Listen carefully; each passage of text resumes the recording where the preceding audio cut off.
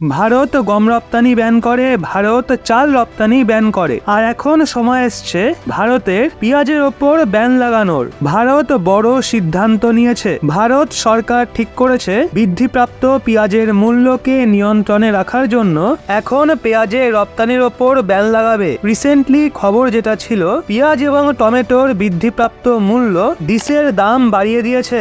গত অক্টোবরে পেঁয়াজের মূল্য ধীরে ধীরে আকাশ ছোঁয়া হতে থাকে আর মানুষজনের আশা ধরাশায়ী হয়ে যায়। গত অক্টোবর মাসেই যখন পেঁয়াজ 100-র গণ্ডি পার করে, তখন সরকার পেঁয়াজ রপ্তানির ন্যূনতম মূল্য নির্ধারণ করে দেয়। মূল্য এমন নির্ধারণ করা হয়েছিল যে এই মূল্যে বিশ্বজুড়ে ভারতীয় পেঁয়াজের কোনো ক্রেতাই পাওয়া যাবে না। এর ফলে এর মূল্য একটু কমে। পেঁয়াজের ন্যূনতম মূল্যের সময়সীমা 31 তারিখে শেষ হচ্ছে, কিন্তু বাজারে পেঁয়াজের দাম এখনো 40 থেকে 45 টাকা পার কেজি। এক্ষেত্রে সরকার পেঁয়াজের রপ্তানিতে পুরোপুরি ব্যান লাগিয়ে দিয়েছে। এখন এই সিদ্ধান্ত 31শে মার্চ 2024 পর্যন্ত এফেক্টিভ থাকবে। কেন্দ্রীয় বাণিজ্য উদ্যোগ মন্ত্রণালয়ের নির্দেশে কাজ করা বৈদেশিক বাণিজ্য মহানির্দেশালয় পেঁয়াজের রপ্তানিতে ব্যান সম্বন্ধিত একটা নতুন অধিসূচনা জারি করে দিয়েছে। ডিজিএফটির অধিসূচনাতে বলা হয়, পেঁয়াজ রপ্তানি নীতিকে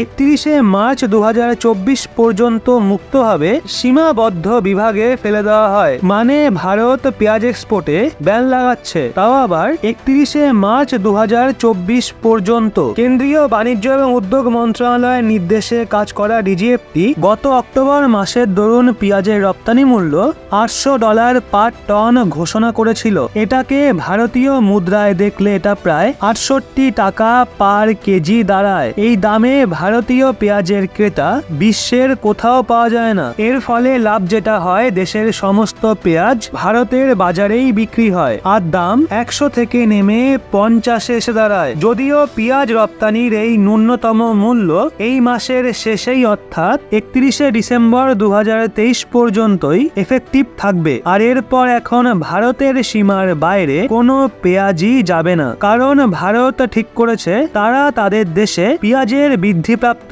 মূল্যের ওপর লাগাম লাগানোর জন্য কিছু সময়ের জন্য পেঁয়াজ রপ্তানির ওপর ব্যান লাগাবে। আর এর নির্ধারিত সময় 31শে মার্চ 2024 রাখা হয়েছে। এখন ভারতের পেঁয়াজ ব্যান হওয়ায় সবচেয়ে বেশি প্রভাব বাংলাদেশ, শ্রীলঙ্কা এবং ইউনাইটেড আরব এমিরেটসের ওপর পড়বে। কারণ এই 3টে দেশই প্রধান যারা ভারতের থেকে বিপুল পরিমাণে পেঁয়াজ কেনে। এদের মধ্যে সবার প্রথমে রয়েছে বাংলাদেশ।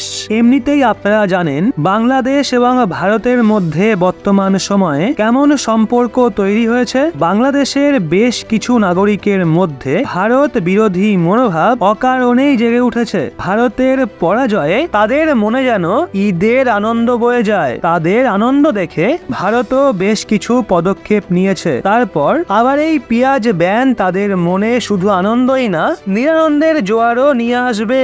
দেখবেন কাদের বলে বেঈমান। এই তো বাংলাদেশের ওই মানুষগুলোকেই দেখে নিন। কান্নাকাটি শুরু হবে, দাঁড়ান একটু অপেক্ষা করুন। এবার যদি নিজের দেশের কথাই বলি, তো ভারতে পেঁয়াজের মূল্য অনবরত বিগত কিছু মাস ধরে বেড়েই চলেছে, যার উপর এখন লাগাম লাগানোর জন্য ভারত সরকার এই বড় সিদ্ধান্ত নেয়। তো বন্ধুরা, এই সম্পূর্ণ ম্যাটারটা নিয়ে আপনাদের কি মতামত নিচে কমেন্টে অবশ্যই জানান।